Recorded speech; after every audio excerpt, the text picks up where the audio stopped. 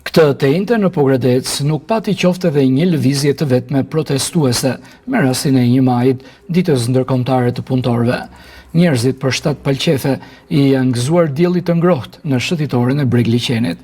Në kalvarin e cilësimit të një date feste apo proteste, askush nuk kujtohet të protestoj për të drejtat e tij në Pogradec. 1 maj është dita ndërkombëtare e punëtorëve, ku në gjithë botën ata kërkojnë të drejta dhe kushte më të mira pune. Ndërsa në botë nuk mungon reagimi i qytetarëve e sindikatave, në Shqipëri 1 maj shihet më tepër si një ditë zyrtare pushimi.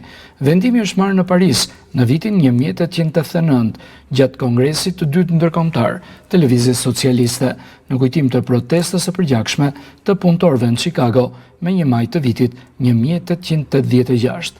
Festa e punës, që shënohet me 1 maj, u vendos në vitin 1889 nga Lëvizja Socialiste gjatë kongresit të dytë ndërkombëtar, që ato ditë mbahej në Paris.